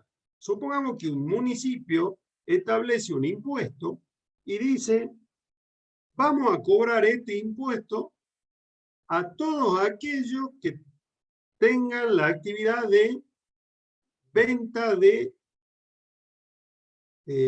panchos y hamburguesas. Y que diga, el impuesto va a ser de 1.000 pesos mensuales. Entonces, ese impuesto sería un impuesto fijo, que no dependería en absoluto si el local que va a pagar los 1.000 pesos mensuales recauda 1.000.000 de pesos por mes, o si recauda 200 pesos por mes. Entonces, independientemente de cuál es la riqueza involucrada en la actividad, el impuesto siempre es el mismo. Un impuesto gradual es aquel que, siendo fijo, va aumentando en la medida de que aumenta la riqueza que se pretende alcanzar. Entonces, por ejemplo... ¿Puede ser el monotributo, profe? El monotributo. El monotributo es un ejemplo de gradual. Es un monto fijo, pero ese monto fijo es mayor a medida de que el monto de los ingresos, que uno de los tantos parámetros que se tiene en cuenta, a medida de que los ingresos vayan aumentando dentro de una cierta escala. Muy bien. Un impuesto proporcional es aquel que grava aplicando la misma alícuota, cualquiera sea el monto de ganancia o de riqueza involucrado. Entonces, por ejemplo, se establece un impuesto a las ganancias del 30%, sea cual sea el monto de la ganancia. Si gana 100, el 30%. Si gana 100 millones, el 30%. Si gana 100.000 millones, el 30%. Siempre la misma alícuota. Y un progresivo es aquel en el cual, a medida que se incrementa la riqueza que se pretende alcanzar, la alícuota va aumentando. Caso típico del impuesto a las ganancias para las personas humanas. En el caso de las personas humanas hay una escala. No vamos a entrar en tanto detalle, pero, por ejemplo, si una persona en el año obtuvo una ganancia de 0 a 100.000, se le aplica la alícuota del 9%. Si la ganancia fue de 100.001 a 200.000, la alícuota es del 14%. Y así hay una escala establecida por la ley del impuesto, a través de la cual, a mayor ganancia, mayor porcentaje de impuesto a tributar. Ese sería un impuesto progresivo. Y un regresivo sería el caso inverso, que a mayor ganancia, riqueza o base sobre la cual calcular, la alícuota que se va aplicando es menor. Sería el caso inverso a la progresividad. Los impuestos directos, ¿alguna duda? No, profe. Bueno, los impuestos directos o indirectos, de todas las clasificaciones, esta es la más importante de todas. ¿Desde qué punto de vista? De algo que vamos a ver en la clase del jueves. En la Constitución, Hola. se le...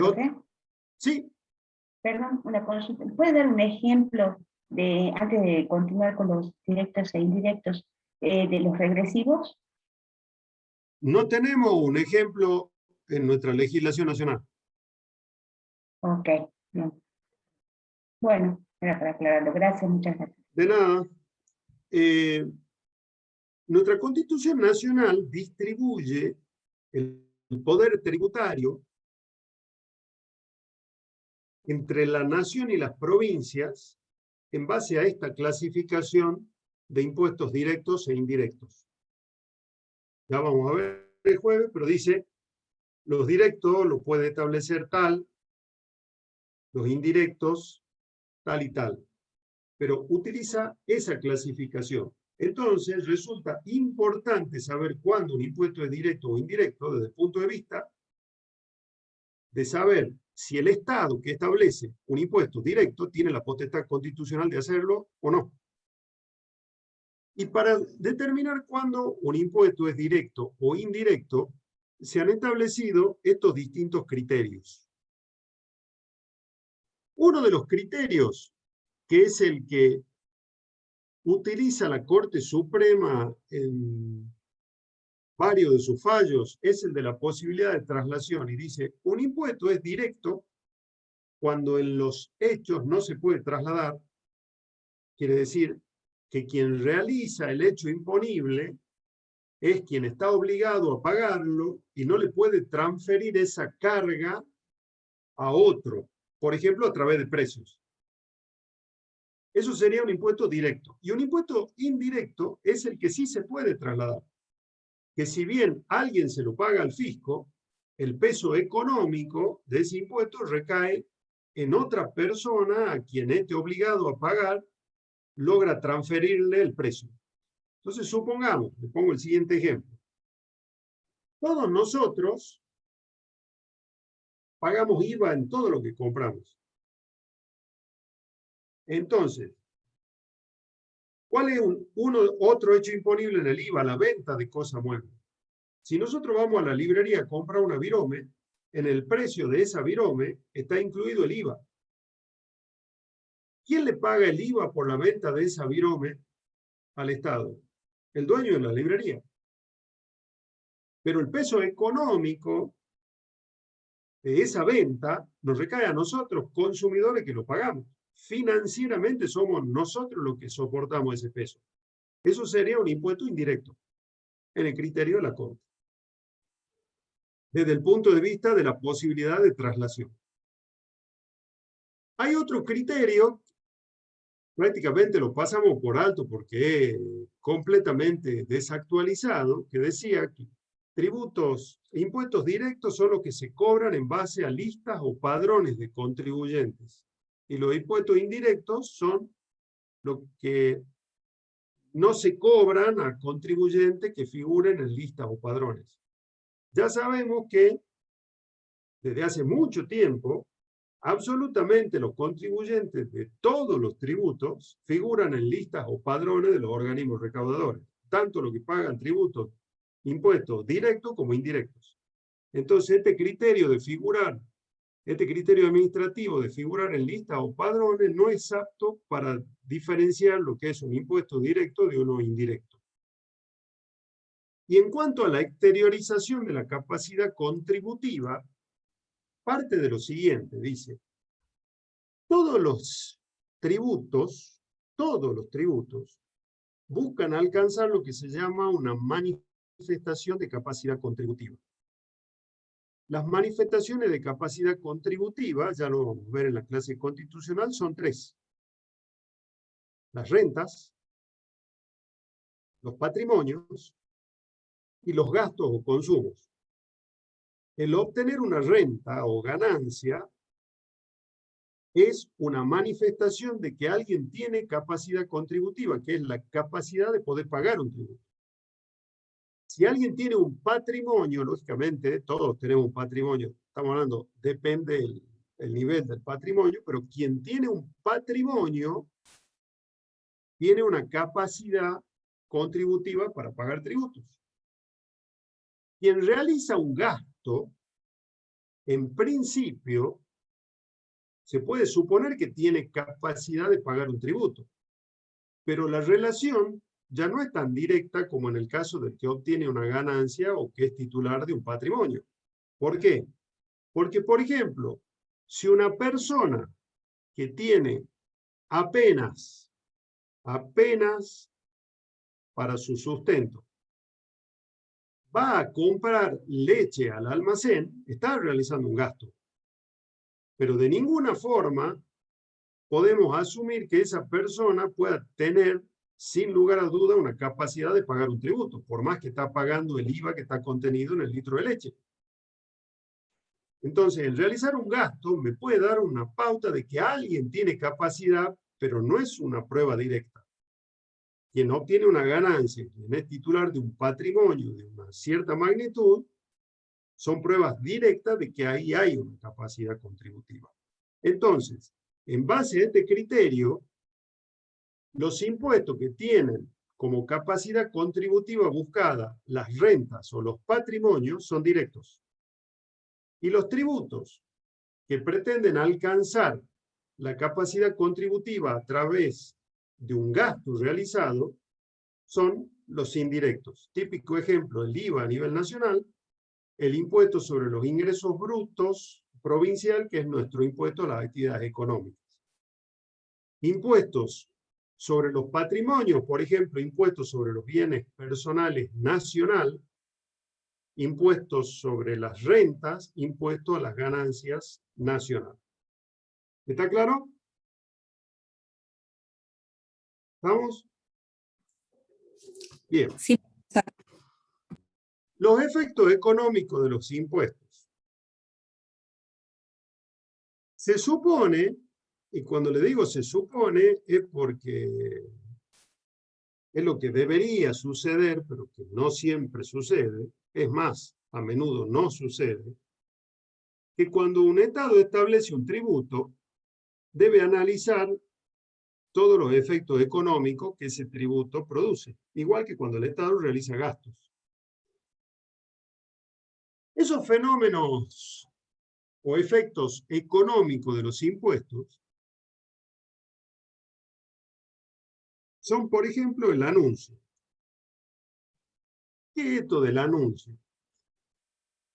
Y, por ejemplo, si el Estado envía al Congreso un proyecto de ley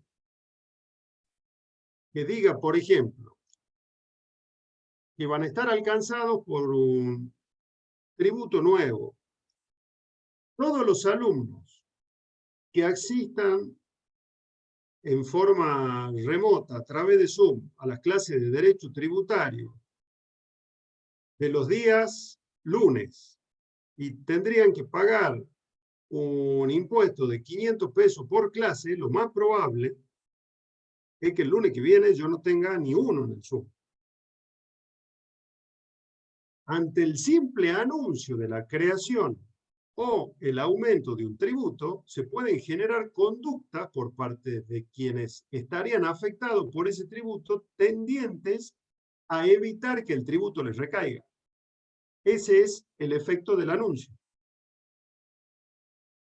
Si me dicen que dentro de un mes se va a empezar a grabar con un tributo, por ejemplo, la venta de remeras rojas, y yo me dedico a vender remeras y tengo remeras rojas, lo más probable es que trate de vender todas las remeras rojas que tengo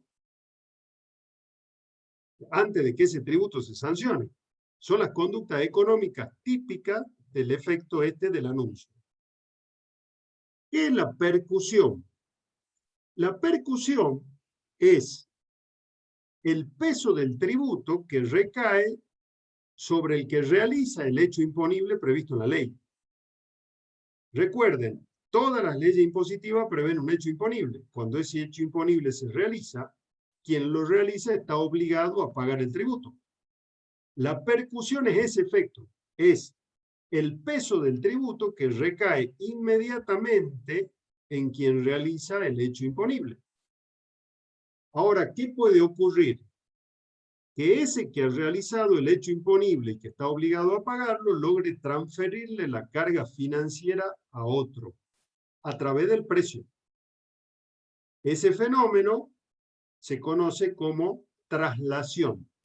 Quien ha realizado el hecho imponible, quien ha sido percutido por realizar el hecho imponible, logra transferir la carga financiera que representa ese impuesto a otro, que es en definitiva quien soporta el peso financiero del pago del tributo, por más que el que realizó el hecho imponible sea el obligado a pagarlo al fisco. La incidencia es el fenómeno por el cual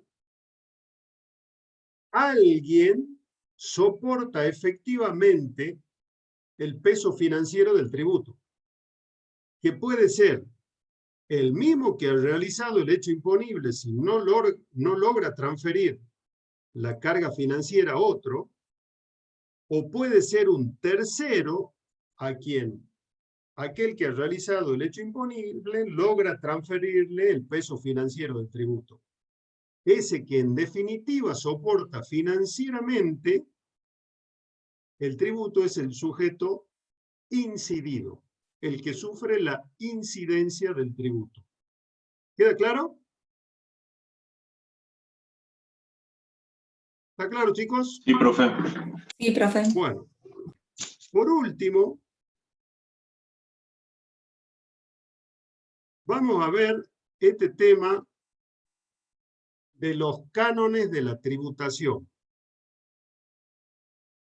Don Adam Smith, el creador de la escuela liberal de la economía, escribió una obra que se llama La riqueza de las naciones, año 1776, creo que fue, o sea, hace unos cuantos añitos. Y ya en esas obras, Adam Smith se dedicaba al tema de los tributos. Y él decía lo siguiente, que la tributación debía descansar sobre estos 4 principios. El de justicia o proporcionalidad, el de certidumbre o certeza, el de comodidad, el de economía. En definitiva, él decía, los impuestos deben ser iguales, veraces, convenientes y económicos. Muchos de estos principios o cánones de la tributación se han transformado con el correr del tiempo en principios constitucionales que limitan el poder tributario del Estado. Nosotros, en nuestra Constitución, ya lo vamos a ver el jueves, tenemos muchos de estos principios, no todos, incorporados en nuestra Constitución. Entonces, por ejemplo, ¿qué implica que los impuestos sean iguales, justos o proporcionales? Esto de iguales tiene que ver con este principio de justicia o proporcionalidad. que todos paguen tributos, pero que todos paguen tributos en proporción a su respectiva capacidad. No todos pueden pagar proporcionalmente la misma cantidad. Entonces él decía que todos paguen, pero que cada uno pague en proporción a su concreta capacidad de pago. Que sean veraces, o sea, que tengan certidumbre o certeza. Y él decía, los impuestos deben ser establecidos por ley, lo que ya hemos venido hablando. Tienen que ser establecidos por una ley, porque de esa forma, quien está obligado al pago tiene certeza de cuándo tiene que pagar y de cuánto tiene que pagar. Si no se fija en una ley los detalles de cuál es el motivo por el que voy a estar obligado a pagar y cuánto tengo que pagar, voy a estar sujeto al capricho del recaudador, que me puede exigir que pague cuando él quiera y el monto que quiera. El principio de conveniencia o comodidad, esa sí te la debo, porque dice que los tributos se deben exigir en el momento en que sea más cómodo o conveniente pagar para el obligado al pago. Y esto él lo postuló lógicamente en una época en que las actividades económicas eran muy acotadas. Entonces, por ejemplo, decía, aquel que vive de rentas, de la tierra, por ejemplo, que se le cobra el tributo sobre esa renta en el momento en el que él perciba esa renta. Si él vive de una producción de la tierra, que se le cobre tributo en el momento en que él logre vender la producción de esa tierra. Entonces, él postuló esto en un momento en el que era mucho más sencillo identificar el momento en el que resultaba más cómodo pagar para el que estaba obligado a pagar. En la actualidad esto no solo no se cumple, sino que es de bastante, por no decir imposible, posibilidad de implementación. Porque todo el mundo tiene problemas de cobro, nadie sabe cuándo cobra, nadie sabe cuál es la mejor época para el cobro. Entonces es un principio, pero es un principio de difícil aplicación actual. Y el principio que debe ser económico, este principio de economía, ¿qué decía? No se olviden que es la escuela liberal, es una escuela económica que ha sido muy difundida, pero no quiere decir que tenga la verdad absoluta. ¿Y esta escuela qué decía? El Estado debe distraer de los particulares la menor cantidad de dinero posible, porque siempre es más provechoso para el país que el dinero lo manejen los particulares que el hecho de que lo maneje el Estado. Eso era lo que él opinaba, ¿no? Yo no hago otra cosa que transmitirlo, tengo muchas diferencias de opinión con esto. Pero él decía, no debe ser el procedimiento de recaudación tan engorroso que lo que se gasta para intentar recaudar sea igual o superior a lo que en definitiva se obtiene de la recaudación. Entonces, las administraciones tributarias no deben ser gigantescas de forma tal que generen un costo tal que todo lo que se pudiera recaudar se dilapide en el gasto público que implicaría la recaudación. ¿Queda claro? ¿Alguna duda, chicos? Bueno, si no tienen dudas... Profesor, disculpe. Sí. En realidad mi duda es por las filminas que usted está mostrando. Sí. No están en la plataforma, ¿verdad? No, esta filmina no es otra cosa. Si agarran el libro de Villegas o de Catalina García Vizcaíno, el índice de los libros. O sea... Bueno, no hay... Bueno, gracias. Es literal el índice de los libros, ¿no? No es, por eso les decía que no es un material de estudio. Una guía, claro. Es una guía, es como si fuera el programa, pero desagregado en títulos. Claro, pero eso es como una estructura que nos va ayudando para ir, digamos, ampliando la información de los temas, de las unidades. Por eso si le ustedes lo quieren, preguntaba. yo se lo pongo, pero es lo mismo que se pongan a leer el índice del libro, ¿no? No tiene otra cosa. Si usted puede, sería de mucha ayuda, y si no, bueno, no importa, porque acá tenemos también en la plataforma las otras filiminas. Bueno, se lo pongo ahí, no hay ningún problema. Gracias. De nada. Bueno, si no tienen otra pregunta, chicos, tienen clase el miércoles, pero yo los veo de nuevo el día jueves. Muchas gracias por la asistencia. Profe, para la próxima clase es la unidad 4, ¿no? La próxima clase ya es la unidad 4, sí. Gracias, profe. Hasta luego. Adiós. Chao, nos vemos. Disculpe Chao, profe. una consulta. Yo quería saber Chao, para ir Pecho. leyendo un poco. Sí, Profe. Quería saber para ir leyendo un poco para la clase que viene. El material, por ejemplo, nosotros tenemos subido de Villegas de 1 al 5 el capítulo. Y ya corta, ya en la unidad 4 se trata sobre derecho financiero y derecho tributario. ¿eso notan el material que tienen subido? El capítulo que subieron de Villegas solo trata hasta la unidad 3. ¿Ustedes tienen acceso a la biblioteca virtual de la facultad? Sí. Bueno, ahí lo pueden ver tranquilamente, no solo de los libros de Villegas, que creo que están digitalizados, sino también el de Catalina García Vizcaíno, que viene en versión ebook. Bien, profe, muchas gracias. De nada.